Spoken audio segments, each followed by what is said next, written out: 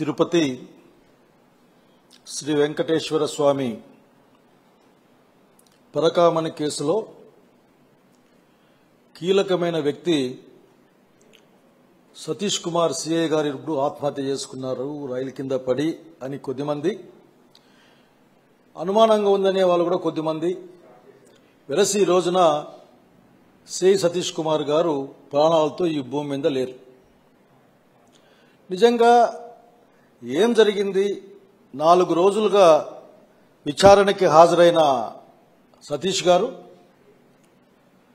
విచారణ ముగిసిందో లేక విచారణ ఇంకా కొనసాగుతుందో నాకే తెలియదు, కానీ మొత్తం మీద ఆయన నేను ఎటువంటి తప్పు చేయలేదు అని చెప్పాడని ఎంక్వైరీ ఆఫీసర్లకు ఒక వార్త.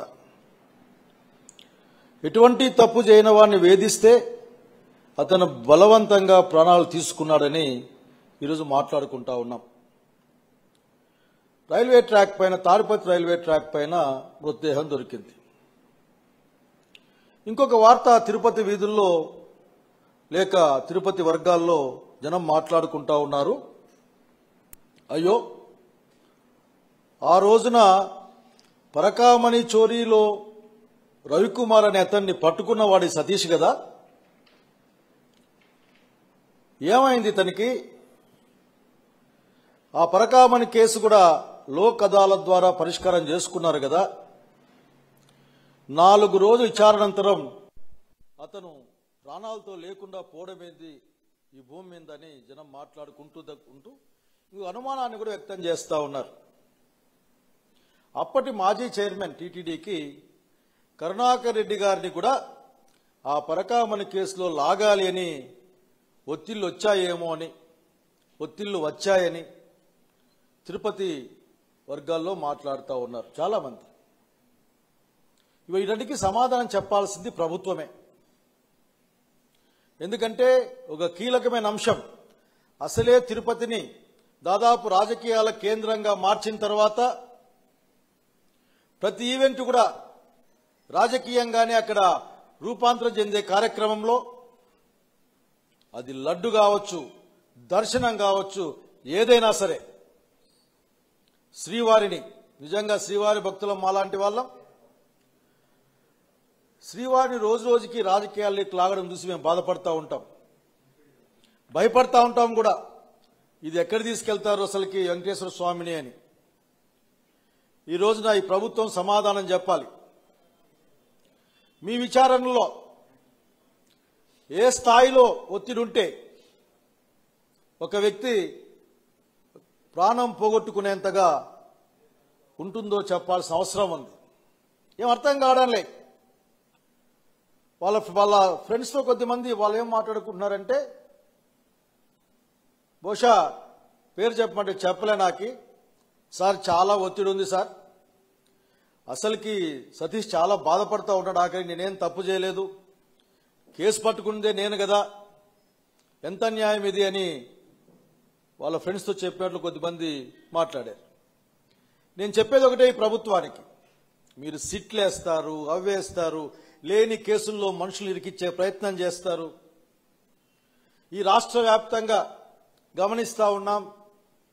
ఓ పేరు రాసేస్తారు, కడుక్కోమంటారు, బెయిల్ వస్తుందేమో అని వేరే కేసు అటాచ్ చేస్తారు. అంటే ఒక అరాచకమైన పాలన సాగుతూ ఉంది ఇక్కడ. దాంట్లో భాగంగానే ఈ రోజున సతీష్ కుమార్ ప్రాణాలు లేకుండా పోవడానికి కారణమేందో స్పష్టమైన విచారణలో బయటపెట్టాలి. 4 రోజుల విచారణలో మీరు ఏం చేశారో కూడా చెప్పాల్సిన అవసరం ఉంది. ఎందుకంటే చాలా కీలకమైన వ్యక్తి అతను. ఎందుకంటే అతనే పట్టుకున్నాడు ఆ రోజున పరకామణి కేసులో రవికుమార్ని.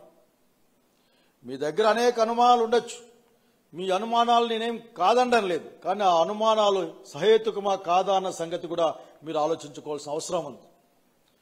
మీ రాజకీయ ప్రత్యర్థుల మెడకు చుట్టే అవసరాన్ని లేక దాన్ని అవకాశంగా వాడుకునే ప్రయత్నాలు మానేయమని మంచిది. రాజకీయ పార్టీలు చేస్తాయి, ప్రజలు దాంట్లో నిలబడతారు, ప్రజలు తీర్పిస్తారు.